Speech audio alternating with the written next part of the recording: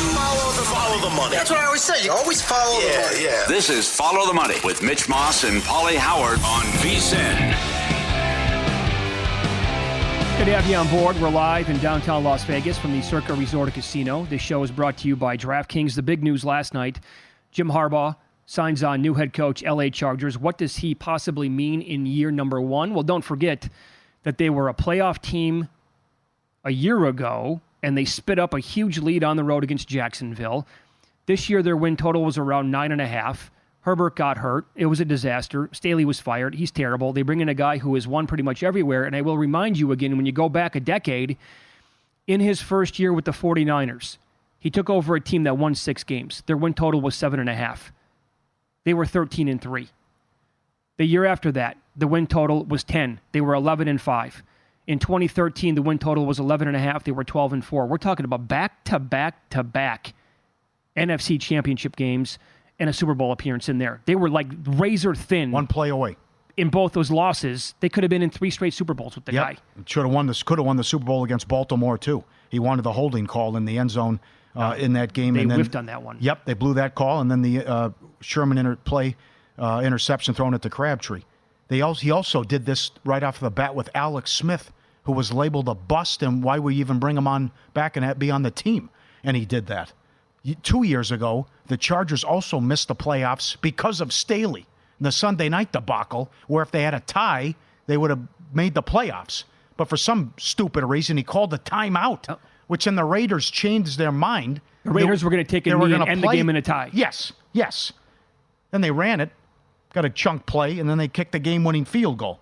They play the NFC South and the AFC North. We will have a Harbowl, as they have Baltimore at home next year. Oh, book that for... That is right. Sunday Night Football? Right. So it's tough. I mean, you obviously play Baltimore, Cincinnati, Pittsburgh, and the Brownies.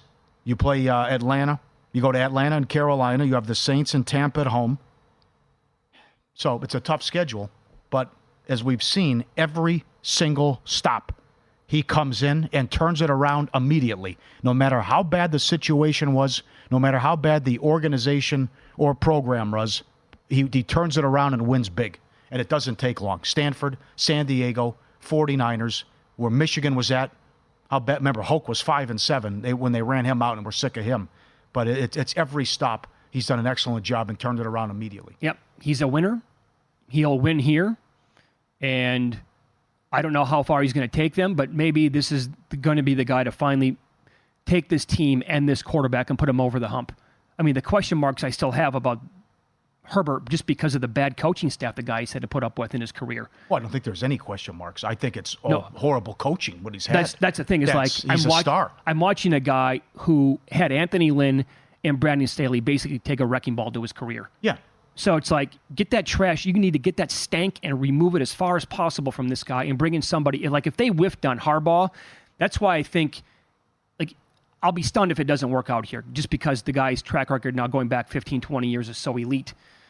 But if it doesn't, I still give it an A+, because this is something the Chargers typically have not been able to do, and that's land the right guy. I mean, it's Mike McCoy into Anthony Lynn into Brandon Staley. And I know Tom Telesco hired all 3 of those guys. Not great on his resume, but what could he do very well? That's draft. They've had tons of talent for as long as I can remember, and it's just been a disastrous year and a disappointing year going back as far as I can recall. Yes, with Rivers and LT, and they were at Norv Turner too, and those teams underachieved. I'm not saying Herbert is Mahomes, but he's also had to deal with so many injuries. I mean, he rarely has his top weapons that have been out there too, as he's had some bad luck. So there's been some bad performances, but I just think with the right coaching staff, he's just gonna dominate. And again, they'll be back to the playoffs. And a big reason why they lost last year was coaching as well. I mean, how do you blow a 4-touchdown lead? I think if you can't blow a playoff game like that. So if you go back and forth on the potential win total for the Chargers next year, very early here, if I make it 8.5, I think you probably see a lot of public money go over. Yes, and a lot of people picking them to win the division. Yeah, I think if you go 9.5, I think you'll get, and maybe I'm wrong on this, I think you get sharp money to the under on 9.5. This is what I think that what would happen. So maybe the right number is 9. It's a tough division, and it's a tough schedule. Sure. Yep. But I think generally we'll just go on projected win totals with a hook, so there's going to be a winner or a loser. Yeah. Now, They have to get over the hump and beat Kansas City, too. They've always been close. Yep. They can't beat the Chiefs. There's also this. When you look at mock drafts, they're picking 5th overall. I'm looking at Mel Kiper's mock draft that came out yesterday. I'm looking at Charlie Campbell's mock draft. I'm looking at others. Like maybe the consensus guy going number 5 overall would be tight end Brock Bowers out of Georgia. Would you like that as another weapon here for Herbert? Well, I'd like that, but certainly I'd probably have to go defense, though, too. They also have cap issues, but and all the money they spent on that defense, and it's been horrible. Yeah. But I think Kiper might actually get this right, that it's going to go Caleb Williams, Daniels, May, Harrison, Bowers. I think that's strong that you could see those 5 go. And would I love life if the Chicago Bears could go Caleb Williams, trade Fields, and then you take a Dunze at 9. Well, that's the 1,000%. Yeah. I would be dancing if I'm a Bears fan. That has to be the pick, though. You and I have talked about there. this several times, right? If they can land it like that, then there's no question that's what you got to do. Yep. Caleb 1, trade Fields, and Odunze at number 9. Rome Odunze in the right spot can be an absolute stud in the NFL. Mm-hmm. He's right behind Marvin Harrison. Now, do you really think Daniels is going to go number 2 overall now? That's the way he's trending. Remember, Matt Humans came out here on this show a couple weeks ago and said, take a flyer on him. And I think he was as high as 25 or 30 to 1 to go first ahead of Caleb. I mean, we're getting maybe a little... No, Caleb's not. He's up to $9 now to go number 1. So I think you'll see Daniels go ahead of... I think that's real, ahead of May. And then it wouldn't be bad if he falls to the Patriots there, and the Patriots would probably be happy to take him at number 3. By the way, several mocks have like the first defensive player going 8th off the board because you have Bowers, you have 3 potential quarterbacks, some receivers, offensive line, and then most mocks have Dallas Turner from Alabama defensively going to Atlanta at number 8. I saw the LSU kid going there too. Neighbors, what's his name? Yeah, to the Giants. Yeah. Yep. I also heard this yesterday. Somebody was making the case that the first-round quarterback prop number taken in the first round should be 5.5. Now, that's an autoplay to the under for me because... Well, McCarthy's supposed to go top 20 or 15. Yeah, we'll get those 3 that we talked about. Yeah. McCarthy, Nix, according to quite a few people, could go top half of the draft, and then does Penix slide in? We're going to get 6 quarterbacks drafted in the first round. Again, that prop has gone, there's been, I think, 1 push, and every other year it's gone under since PASPA came down, when legalized sports betting became national back in 2018. I don't think we're going to get all 6 in the first round. McCarthy and Nix are first-round quarterbacks? I mean, I take pride in getting... You can't fall off your chair. You can't. You see it every year. I mean, my God, where did Christian Ponder go that one year? Well, that year's all-timer. I know. Teams will talk themselves into anything. It was Ponder, it was Locker. Blaine Gabbert, and it was Jake Locker in the same year. Yeah. Pretty bad. Only one team has to love you. Look at Tebow. Would you put the Chargers this minute, because of Harbaugh, the second-best team in that division behind the Chiefs? Yes. I'm not going to be surprised if they win the division and end the streak, too. He's that good. And it's also Staley was that bad. I also think that we can have some room for improvement for the other 2 teams as well. Well, what's Denver going to do at quarterback? Sure. What are the Raiders going to do at quarterback? That's right. That's going to be big. What happens there? But if you ask me today, I'm allowed to change my mind. If you ask me today, I'd say yes. They're going to challenge Kansas City for that division. Suddenly, it's kind of been, the Chiefs and then the JV for many, many years in that division. And now you turn your head, you blink, you give it a year, and you're like, wait a second now. They have Harbaugh. Herbert's going to come back and be healthy. They have a top 5 pick. The Raiders completely overachieved. They somehow, they played way over their skis, in my opinion, had a legit defense. If they get a quarterback and hit that, they're legit. They could be a playoff team, potentially. And then what if the Broncos get the right guy at quarterback with Sean Payton in year number 2? Suddenly we're talking about, and we expected this division to be absolutely elite going back 1 year. Didn't turn out that way. But patience, my friend. 2 years later, it could be. What if the Chiefs repeat? Does Andy Reid retire? No, maybe. Maybe he retires anyways, because they don't have to win the Super Bowl. Could be. That could happen. Right? What else does that guy have to prove? Mm-hmm. Yeah. But you said it earlier. Even if it's going to work, But you have to take the A+. You have to do it. Uh-huh. You're not relevant in that market. No one gives a rat's ass about the Chargers. I mean, I still go back to the story. When the move was announced, a couple players went to a Laker game. They put them on a Jumbotron. People booed them. And then they're playing in that soccer stadium, and Phillip Rivers is using the silent snap count, and Steeler fans taking over, and all these road games. I mean, you have to get the home field advantage back, number one. I mean, every time you have a home game, it can't just be, look at all the Denver fans. Look at all the Kansas City fans. Mm-hmm. I mean, he's got to change that, and he does, and you got to make them relevant and become a big story, and you have to do that, which LA fan gets a bad rap. They're great sports fans, but everyone wants a winner.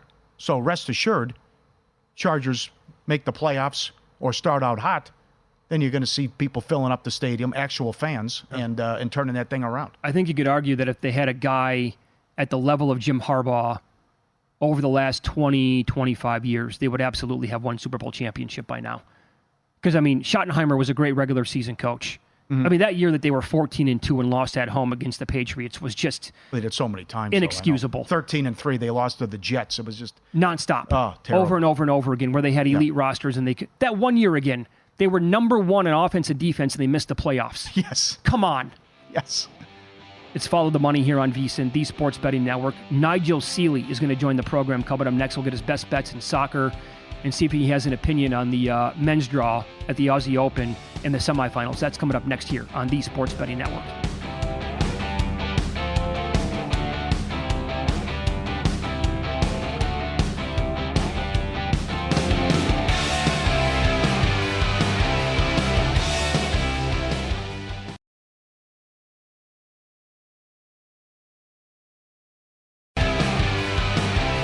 Put the VSiN experts to work for you. Start betting smarter with a VSiN Pro subscription. Sign up, get your first year for $199. Promo code FTM. Access to everything on our brand new website. Daily best bets, the leaderboard, who has the hot hand, the betting splits, dog videos, and the upcoming Super Bowl betting guide with best bets and favorite prop bets. Promo code FTM. First year, $199, vsin.com/subscribe. We'll hit soccer and a little tennis here as Nigel Seeley joins the program now. He's on X at Seeley_Nigel, premiersportsplays.com. And Nigel, good morning, lad. I caught a lot of your podcast, the tennis podcast that you and your co-hosts were doing last night, looking at the Australian Open. Here are some numbers that I wrote down from the podcast, which are just amazing to me. The last Australian Open semifinal underdog to win on the men's side was 2012. Only 2 underdogs have won in the last 28 matches in the Australian Open semis. And Joker has never lost in the semis, and he's only dropped 3 sets. Just bonkers. Having said that, do you give Sinner a chance? I do give Sinner a chance. Good morning, guys. Thank you very much for listening. So, yes, I do give him a chance. I've been very fortunate over the last couple of years to be able to go and watch a lot of tennis, go to different venues, some lovely venues all around the world watching tennis. And I've seen a lot of these players in action. And I've said for some time that Jannik Sinner is the player that I believe will be the undisputed number one on the men's game for years to come. I was ridiculed by it many times where people said Carlos Alcaraz would be better than Sinner, and I couldn't, but I thought that always that Sinner had the game to be the best player. He's very lean. He's quite pasty in his skin, his complexion. He struggles with his fitness conditions, which is a bit of a problem. But once he overcame that, I always thought he had the game to be the world number one. He certainly showed at the end of last year that he's got the capabilities, and now he's got this kind of confidence and belief about him. The problem is standing at opposite end of the court is the greatest player and probably one of the greatest competitors, not only in tennis but in sports, in history, in Novak Djokovic. Novak Djokovic does not know the word loss, doesn't know the word beat, doesn't know when to lose. When you think of someone who's been brought up in his life with bombs dropping around him in the Civil War, he knows what adversity means. So that's what you've got to overcome. So that's you've read the stats there, so you know exactly what the record that Sinner's got to overcome. But he has to take some positives from this match. Sinner has got an unbelievably very good serve. His forehand is exceptional. His movement around the court's got a lot better. And there's a few things that are working in his favour. One of them is father time. Novak Djokovic cannot continue to do what he's been doing for the years. He's getting older, obviously, and his body doesn't show any signs of stopping down, but greats always do just suddenly hit the buffers and then they're over. And that time will come with Djokovic. It's happened with Federer. It's happening now, as we see with Nadal. And it will come with Federer, with Djokovic. So there is father time. The other thing he's got to take some confidence off. He played him 4 times last year and he beat him twice. So they played 4 matches in 2023, 2 wins apiece. He beat him at the Turin Championship over in Italy in his homeland. In the group stage, he had the opportunity to knock Novak Djokovic out of the tournament if he lost the match. He was essentially through. He could have knocked Djokovic out, but he played and won the match, which meant Djokovic got through because it was a group stage. They met in the final, and Djokovic beat him in the final. But Sinner was spent then. He was absolutely exhausted. And then he went and beat him at the Davis Cup, which not many people beat Djokovic at the Davis Cup. I can assure you that when he's playing for Serbia. So he's got big positives. He's beaten him twice in the last 3 matches. They were over the best of 3 sets, though. This is the best of 5 sets. The other thing that works in Sinner's favour is the weather. The weather tomorrow or this evening in stateside over in Melbourne. Melbourne could be ridiculously hot. It could be 100 Fahrenheit or it can be like high 60s. Tomorrow it's low 60s, rain around. That will suit the conditioning. That will suit Sinner. My fear for Sinner when he goes into a 4th or 5th set in really hot conditions, I've seen him happen in Miami in blistering heat against Medvedev and Alcaraz. He struggles with his conditioning. That will help him. I give him a chance. I give him a real chance, but he's got to get off fast. He's got to fly out the traps. I'm on all 3 of the finalists, apart from Novak Djokovic. I've opposed Novak Djokovic, and semi-finalists. I've opposed Novak Djokovic, but I do give Sinner a chance here. I think that he will take a set off Djokovic. Hopefully, it'll be the first set. I think the spread getting Sinner. I think he's plus 2.5 or 3.5, depending on where you shop around. I give Sinner a chance. I do think the games are cheap at 40.5. I think I'd go over 40.5. I think this is a 4-set, 5th set match. But Djokovic at the start of this tournament dropped sets against poor opposition. We've never really seen that from Djokovic, and he was complaining of an injury. He plays a lot of mind games, Djokovic, but I do give Sinner a chance. I really do. I've bet him already at 16-1 to win the tournament. I bet him in November last year at 16-1 to win the Australian Open. I'm not going to do anything else. But if I was sitting here now, it's a big cheer for me, Sinner here. But if I was sitting here now looking for an angle, I'd probably bet Sinner on the handicap and I'd go over on the games at 40.5. Follow the money, Pauly and Mitch Visa on the Sports Betting Network. Nigel Seeley, our guest. It's Seeley_Nigel on X. Tennis, golf, soccer with Nigel. How about Medvedev? Well, this is a real interesting one. Both of these two have played an extremely lot of tennis. You've got to remember something. If I think about Sinner, he hasn't dropped the set yet in the tournament as well. So that's another huge thing for him. So he's played less court time than everybody. These two, Medvedev and Zverev, have played an awful lot of tennis. They're lots of 5-setters. Both their matches come through long matches. And it's basically going to be to see who holds out first. Zverev was dead on his feet against Alcaraz going into the 4th set. And he managed to recover and just about go over the line. I think if it went into a 5th set, he would struggle here. It's about who's fitter. If you look at their head-to-head record between the two, they've met 19 times before. Medvedev's won 12, Zverev's won 7. In the early part of the year, his career, Zverev got much the better. He won 6 of their first 7 matches. But at the latter stage, Medvedev has won 6 of the last 7 matches against Zverev. Medvedev usually beats Zverev, but this is the best edition of Zverev I've seen for a long time. He had a terrible injury at the US Open a few years ago. He's come back now. He's serving incredibly well. And I think this is another one that could destined to go long again. I've seen some sports books at 40.5, some other sports books at 41 on the total. I think 40.5 could be an angle here. But I think if you were looking for a wager, I think the first set could be tight here. If you look back through history in first sets of semi-finals in the men's singles at the Australian Open, in the last 30 semi-finals, there's been 30 tiebreaks. There's always been a tiebreak in one. Some of them there's been 2 or 3, but if you look statistically, 30 of the last semi-finals, 30 tiebreaks.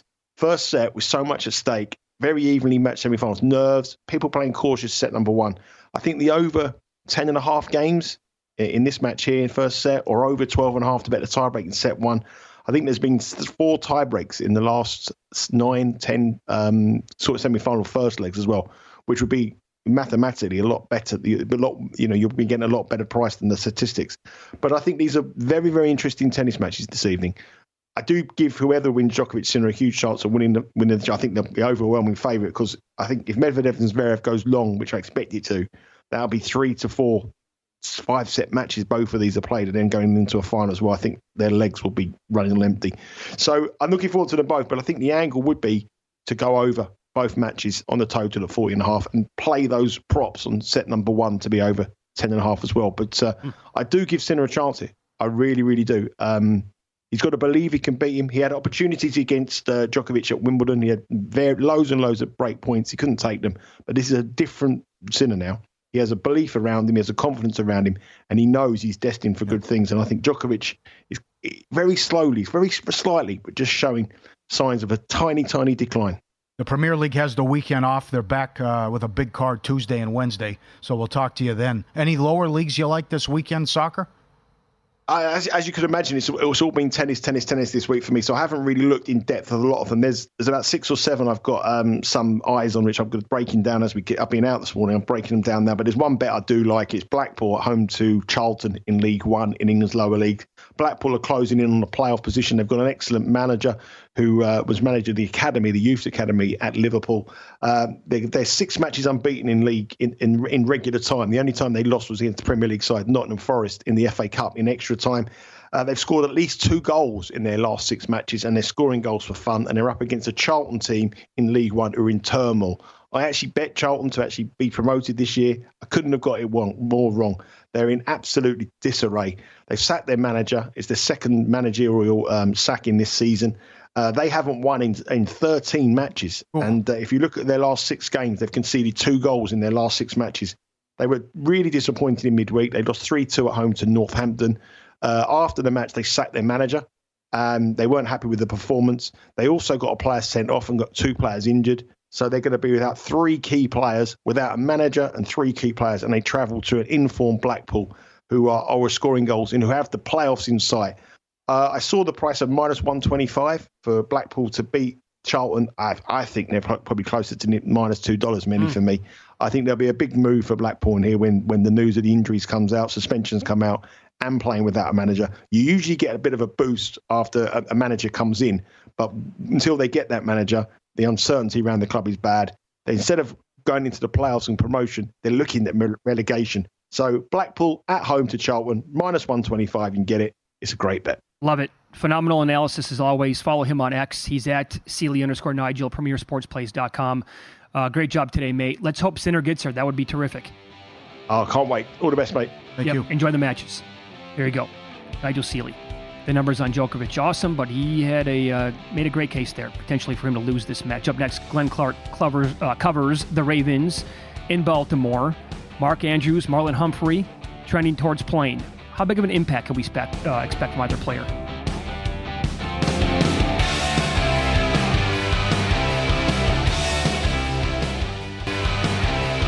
Omaha Steaks, you'll fall in love at first bite with their tender steaks, juicy burgers, air-chilled chicken, and more. You'll love every bite.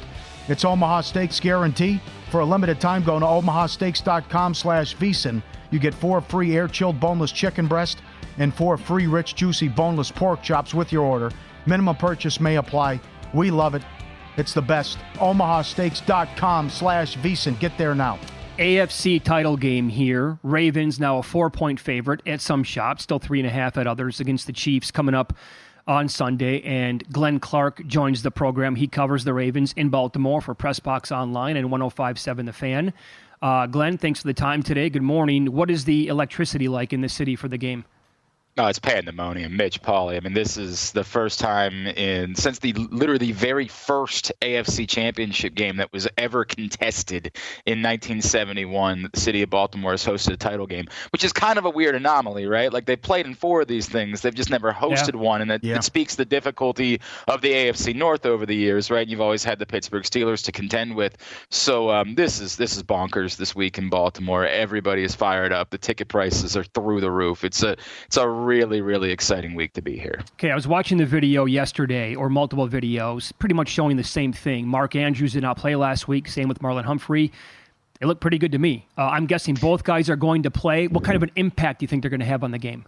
I think that'll be interesting, right? Because I don't know that you're going to give a full snap count to Mark Andrews in particular for a couple of reasons. One, I mean, it's kind of a dramatic return from injury in a quick amount of time, but also because, and I think we've talked about it before, Isaiah Likely has just been phenomenal. Mm-hmm. So I don't know that you feel like you have to force it with Mark Andrews. The other thing I know, there's been this sort of weird conversation about, hey, in Lamar Jackson's history, sometimes he's only seen Mark Andrews. Well, that was because for a few of those years, there was no one else to see.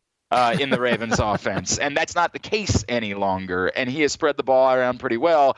I don't think there's any concern about that, but I just think there's so much good there that they don't have to force the issue with Mark Andrews. And I would say sort of the same thing in the secondary. It's just crazy how deep this team is, guys. Brandon Stevens has been a godsend for this football team in one-on-one coverage. No one saw that coming. They were moving him to safety over the summer before they were forced to move him back to cornerback, and he's been phenomenal. Ronald Darby has been outstanding. I think that Marlon Humphrey could end up playing a little bit more slot. I think it frees up Kyle Hamilton to sort of take on more of the Travis Kelce challenge. So I think these are luxuries at this point, not necessarily necessities, which is crazy to say about these two particular players. Are you surprised the spread opened 3.5? Depends where you shop, but because just they've been at their best against the best teams and blowing people out.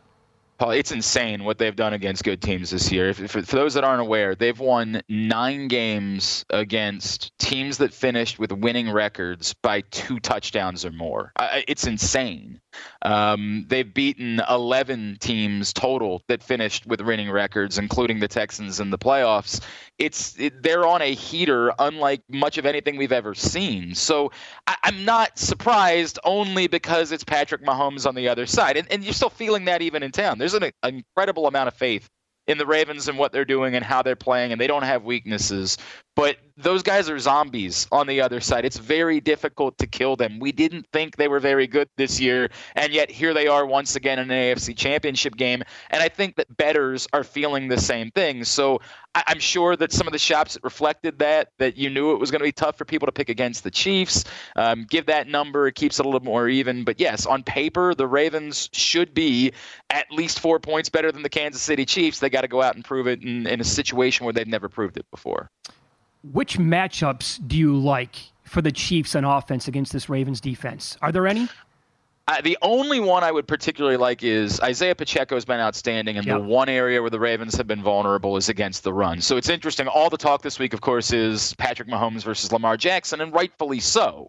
But my gut tells me there's also a lot of rain in the forecast this weekend in Baltimore. It's kind of gross outside today. I don't know if you can notice that outside my window. So I think that these teams are going to be looking to run, and that's the one area. When the Ravens have lost games this season to the Colts at home, Zach Moss had a very good day on the ground. The second half against the Browns were able to impose their will a little bit. Now, that's going back before the bye, and that's when the Ravens appeared to be wearing down a little bit. They have been fresh. They've played one game over the last month where they were really trying to win, and that was last week. They get the extra day. I don't think that they're as vulnerable at this point, but if I were the Chiefs, I think that would be the one area where I'd be trying to figure out if they're still vulnerable. So I do think the Chiefs try to keep this game on the ground as much as possible with Isaiah Pacheco in the early going and see if they can't wear that out a little bit. Are you surprised at the doubters of Lamar Jackson? And two MVPs, and still, well, he's got to win this game, or what? I mean, it's got to be baffling. Even going back to the summer when 3 teams immediately tweeted out, "We have no interest in the guy."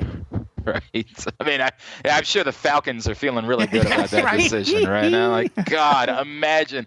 Am I surprised by it? No, because we're just so used to it at this point. Like, it's such a different. We could get into an hour-long conversation about how no one's just willing to admit that they were wrong.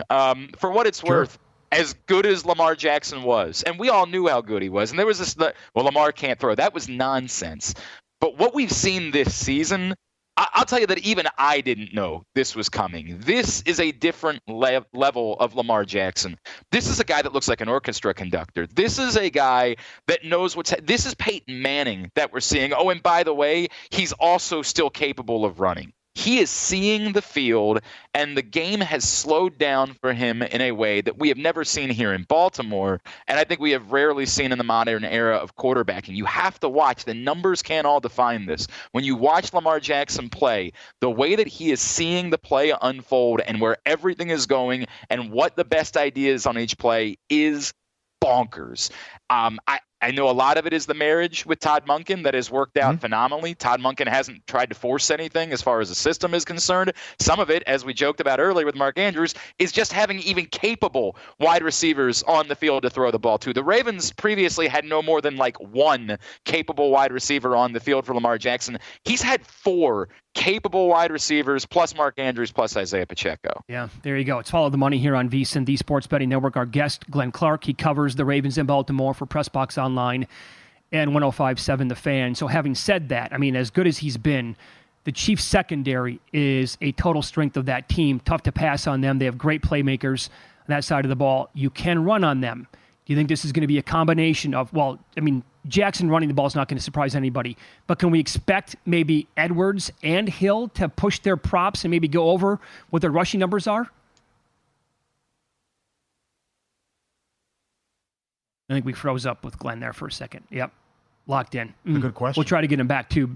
Yeah. Did we? Okay. Yeah, he's lost right now. The weather. Tough. Right.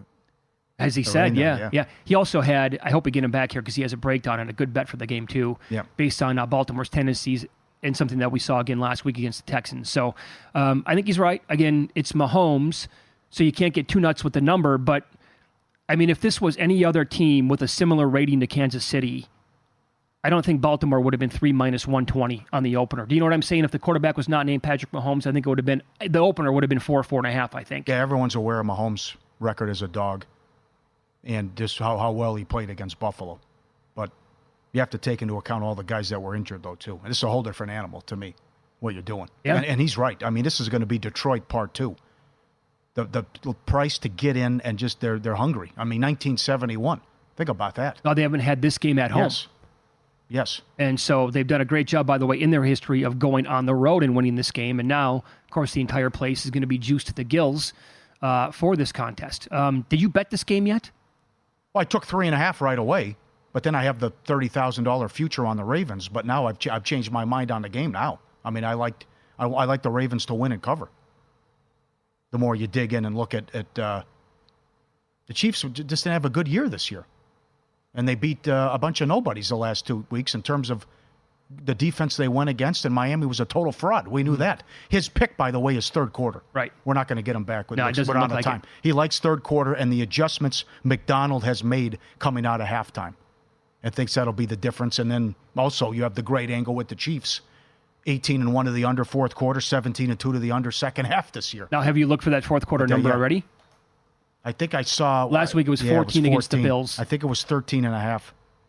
That's going to be right around that same number. Yeah. Well, think about what had to happen for that to stay under last week. But it got there. Yeah, right. You had to get, well, first of all, the fake punt, which didn't work, which gave the Chiefs great field position, which led to just a ridiculous play called the Hardman again at the goal line. He fumbles it, they get the touchback.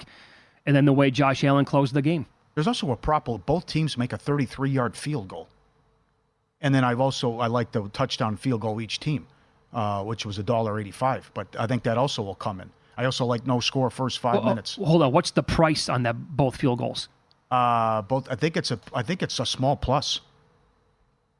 What, with those two I'm not kickers? 100%, but that's I'm not 100% on that, but I'll look during the break. I mean, you can trust Tucker and a hurricane. Oh no, both of them. Yes, no doubt. And the Chiefs can't finish off drives. Yes. I trust both kickers, but I got the GOAT with Tucker. But I'm fine with both guys, even if it's going to rain. I will get into tonight's card and a trade that every team should make in the NBA coming up next year on VSiN.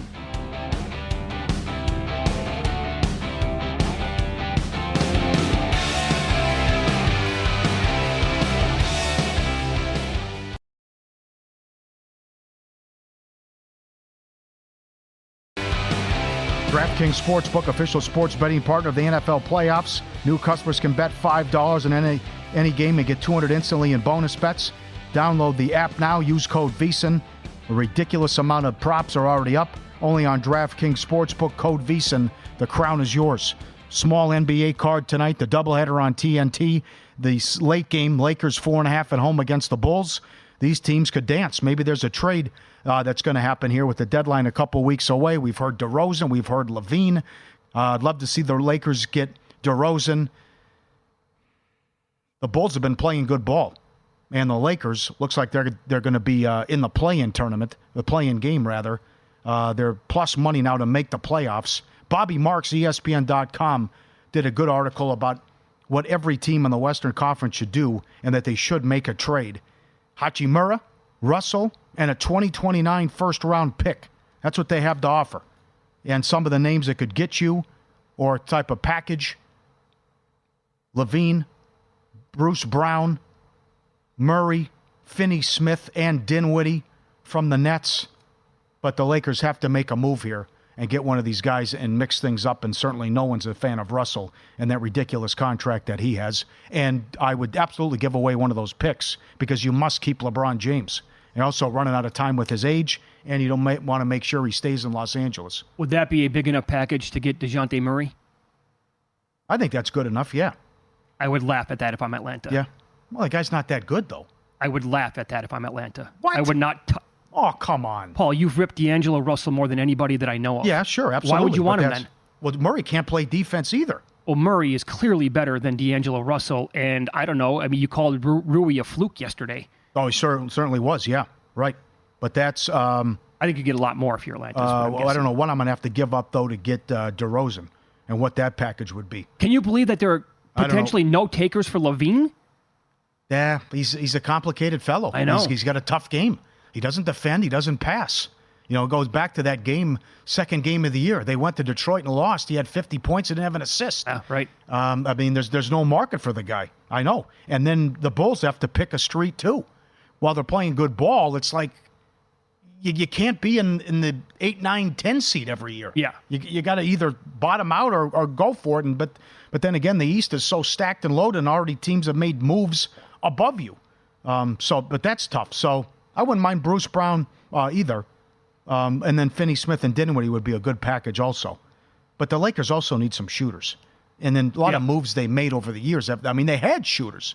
They had Monk. You had Caruso. And guys have left and what they've done with the roster. Thinks the Golden State, what are they going to do? Could you get Burks and Morris? And who knows what Golden State will do in terms of big move they could make. Would you package Chris Paul? Another thing that he floated out there as well with the Warriors. And Lakeup has said, I'm going for it every year. I don't care what the money is we're going to spend and try to win. Well, I think maybe that window is closed. I would agree with you, but I don't think he sees it that way. And he just moved into that brand new building. So you needed to do a better job with all those picks that you had. Yeah, they whiffed on all of them. Pretty much. Yes. I know Kuminga had 25 last night. He has not done that enough in his career. He needs to be a consistent, 20-point scorer. And just not getting it from him, Moody. I mean, they completely whiffed on Wiseman. Some of the other picks as well. You brought up the Wolves, the Nets game tonight. Here's the problem with the Nets. Again, they've been playing good basketball to begin the games recently. First quarter, first half, been feisty. Last 4 losses, points scored and point differential. They scored 18 against the Knicks, and they were outscored by 14. They scored 15 against the Clippers, outscored by 26. They scored 20 against the Blazers, outscored by 11. And they scored 19 against the Heat, outscored by 1. I mean, you can barely touch 20 points in the fourth quarter in the way that the NBA is played in 2024. What is happening? They need to blow it up, too. They are in a horrible position. Now, the thing with the card tonight is there's a lot of teams on back-to-backs. Plenty of them. Minnesota's on a back-to-back, so you played Washington, and we'll keep an eye on, something to keep an eye on with Finch with his tirade after the game and benching Cat the other night. So they got the win and cover last night. That's a short number, though. And the Nets, as you mentioned, blew the game against the Knicks. How about, the game tonight should be the Knicks and Nuggets. That should be the TNT game. That's Agreed. an awesome game. But we have the Celtics and Heat again. And the Heat had an embarrassing loss, laying double digits last night at home to Memphis. And now they're getting 7.5 against Boston. And the revenge angle from the Eastern Conference Finals last year. Listen, this Boston team is awesome. And on paper, they're the best team in the East. But we see it every year. As I talked about, 1 title since '87, and their crunch time offense is still a problem. If it's a tie game with 3 minutes left, can I trust them? Are they going to turn it over? Will they get a good look? Let's start with that. And they have 10 losses, 8 of them. 8 of their losses, it's been tied with 3 minutes left and they've lost. Or is Jaylen Brown going to dribble it off his right knee 3 times in a row? That's right. Still an issue there. That number, by the way, opened up 5.5. Celtics taking money the entire time, up to 7.5 now. Pretty much everywhere. Other moves, Sixers open 4.5 at the Pacers. That's now 5.5. Embiid's prop tonight. How How are you going to be able to make his point? He's averaging 36 a game. Yeah. What do you? I mean, You the just run he's on, he scores 30 every night. You just put up 35 and a half from now on? It's like that Harden territory when Harden was on that run. Yeah. Total only 236 and a half. That's surprising. That seems low. Okay, right. And the Kings are lane 2 in Golden State. Golden State on a back-to-back, although they were at home and they beat Atlanta. What would you do if you're the Mavs? 14th in total games missed. 24 different starting lineups this year. It's a really good question. No Kyrie last night. Do you believe that if you kept Luka and Kyrie long-term and built around those two players, that they could make a serious run? They don't defend. But then again, they also went to the conference finals, but a lot of things went their way, and they caught some breaks that year too. Luka's still an assassin and so good he can carry you. The West is too strong, I think. Is Kyrie the right guy to be playing alongside Luka? It felt like a strange move when they made it. Uh-huh. But then again, I could probably say that I think Kyrie's the wrong guy to be playing with any team in the league. Yeah. Because he's so weird. Aloof. Yeah. Well, they also totally blew it with Brunson. And one of the reasons they made that trade is they had to, and then they had to get back in the good graces of the fan base.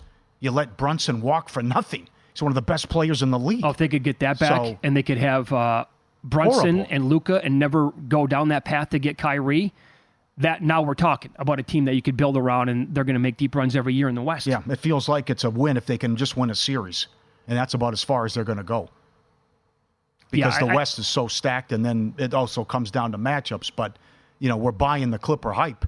But then again, the Clippers have had all kinds of issues, too, in the playoffs. Sure. I'm watching that Mavericks-Suns game last night. And again, the Mavs got out to almost a 20-point lead in the first half. That is refreshing. Both teams hate each other. I loved it. Yeah. Immediately in the game, yes. Here you go, haymakers. I mean, he's pushing, Yeah. Grant Williams is pushing Kevin Durant to the ground, and every player's coming out. But I'm watching the Mavs closely, and I'm thinking to myself, if they make the playoffs, if they're up against a team like Denver, that's maybe a 5-game series. Maybe Dallas takes 1 game. And I'm trying to think of other teams too, how would the Mavericks do against the Wolves? Because the Wolves can defend like crazy. I mean, they've been the best defensive rated team the entire time. And so with the Mavericks and how they play a lack of defense, I don't think that's going to go well. Against OKC, how would that go with Mavericks and Pelicans? Just bet every game over? Yeah, that'd be awesome. Other moves he threw out there. Sacramento needs to do something. Great season last year. Still having a good year, but they're in that 7-8 seed right now. Barnes and Mitchell for Grant. I'm not a Barnes fan. No. Grant can score no good. Okay. Portland. No, I'm saying I'm done with Barnes. Right. Okay. I definitely think Sacramento needs to make a move. Portland could trade Brogdon to the Knicks. Brogdon's going to be gone. Yes. Too many teams are going to have interest in that guy. It'd be a nice move for the Knicks. Now, will a lot of respect for Denver tonight, too. For the Knicks. Denver's only laying 2. Yeah. And could the Pelicans get Jarrett Allen? The Allen Mobley thing just doesn't work. Yeah. And I'm before the injuries, very disappointed in Mobley's play this year. And we'll see what OKC does. I mean, Presti the moves he can make. If you told me that Robert Williams was going to stay healthy for the rest of the year, yeah, that's the player OKC should get. Okay. So Chet has some help down low. I could also say the same thing about the Bucks. They should go and get that guy. But that's the biggest question that's the biggest gamble, yeah? Is that you trade for the guy and you're like, well, now we're going to get 6 games from him because his knee is toast or another injury happens. I still think it's worth it, though.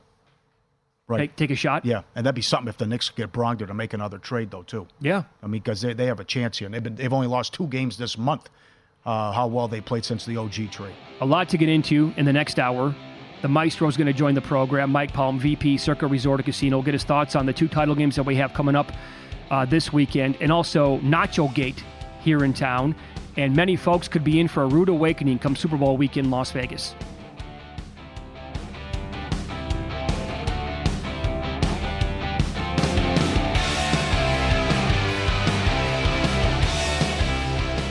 If your job at a healthcare facility includes disinfecting against viruses, you know prevention is the best medicine. And maintaining healthy spaces starts with a healthy cleaning routine. Grainger's world-class supply chain helps ensure you have the quality products you need when you need them. From disinfectants and cleaning supplies to personal protective equipment, so you can help deliver a clean bill of health. Call 1-800-GRAINGER, click Grainger.com, or just stop by. Grainger, for the ones who get it done.